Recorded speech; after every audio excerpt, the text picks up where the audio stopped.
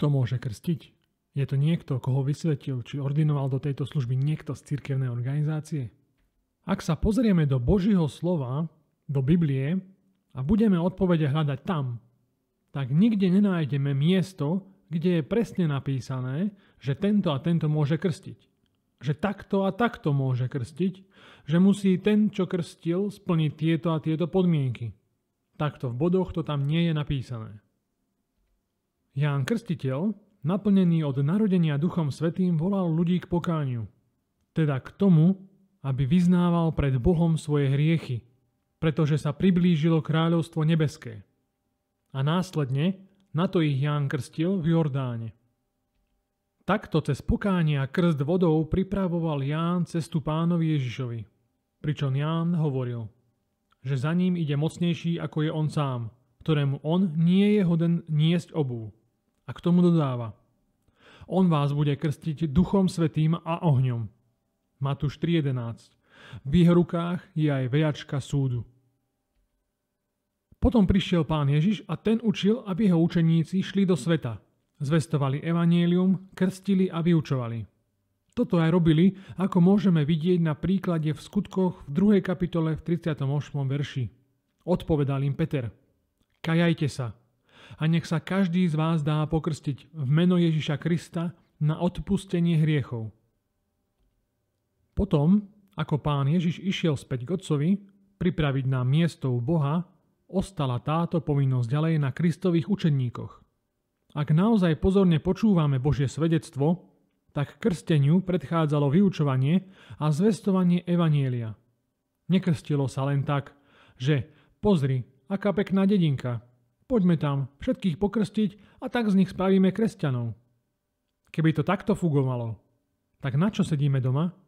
Poďme a všetkých na silu pokrstíme, veď potom budú tiež kresťania. Absurdné. Kto teda môže krstiť?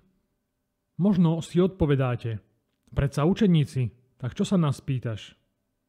Pýtam sa vás, vnímate vy seba ako učeníkov Kristových? Ak áno, napadlo vám niekedy, že môžete krstiť?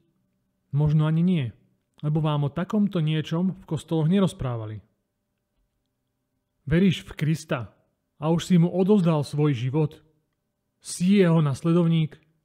Tak si aj jeho učeník. Teraz ak ti dal Boh slobodu krstiť, tak choď, zvestuj najprv evanjelium Božie a kľudne krsti. Boh ti dal k tomu slobodu, tak činiť. A koho môžeme krstiť? Znovu odpovede hľadajme len v Božom slove. Skutky 8, verše 26 až 40. V tomto príbehu anjel Pánov poslal Filipa na juh na cestu smerom z Jeruzalema do Gazy. Našiel tam muža z Etiópie, ktorý išiel do Jeruzalema vzývať Boha. Sedel na voze a čítal si knihu proroka Izaiáša. Čítal túto stať. Stať písma, ktorú čítal, bola: viedli ho ako ovcu na zabitie a ako baránok mlčí pred tým, kto ho strihá, tak neotvoril ústa. Jeho ponížením bol súd nad ním zrušený a jeho rod kto vypočíta? Lebo jeho život je vzatý zo zeme. Eunuch sa ho spýtal: prosím ťa, o kom to hovorí prorok? Sám o sebe, či o niekom inom? Vtedy Filip otvoril ústa a počnúc týmto miestom písma, zvestoval mu Ježiša. Filip mu zvestoval evanjelium. Ako šli cestou ďalej, prišli k akejsi vode. I prehovoril eunuch: aj hľa voda, čo mi prekáža dať sa pokrstiť? Bola tam voda a eunuch mal túžbu pokrstiť sa. Mal jednoduchú otázku: čo mi bráni pokrstiť sa? V dnešnom náboženskom svete by pravdepodobne vyvstalo viacero prekážok. Neboli tam žiadni krstní rodičia. Kto bude svedčiť o tomto krste? A kto nám vystaví papiere o krste? Budú mať v kostole voľný termín na krstenie? Koľko to stojí? Teraz, ak sa dám pokrstiť u baptistov, budem baptista? Ak sa dám pokrstiť u evanjelikov, budem evanjelik? Ak sa dám pokrstiť u katolíkov, budem katolík? Eunuch má ale jednoduchú otázku. Nie 20 ďalších. Pýta sa: čo mi prekáža dať sa pokrstiť? Filip mu povedal: ak veríš z celého srdca, Môže sa stať. Jedinou podmienkou je to, aby veril z celého srdca. Eunuch vyznal: verím, že Ježiš Kristus je Syn Boží. Filip ho neskúma.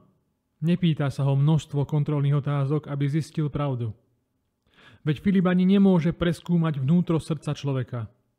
Či to myslí vážne, či to nie je len nejaká fráza. Filip toto nerieši.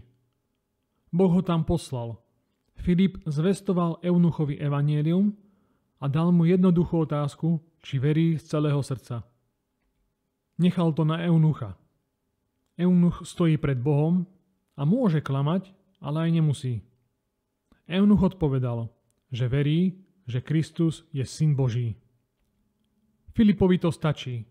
Verí mu a tak ďalej čítame. Filip a eunuch zostúpili do vody i pokrstil ho. Prosím, preštudujte si túto kapitolu Skutky 8 ešte raz. Ja som ešte nikoho nepokrstil, ale verím, že Kristus je Syn Boží.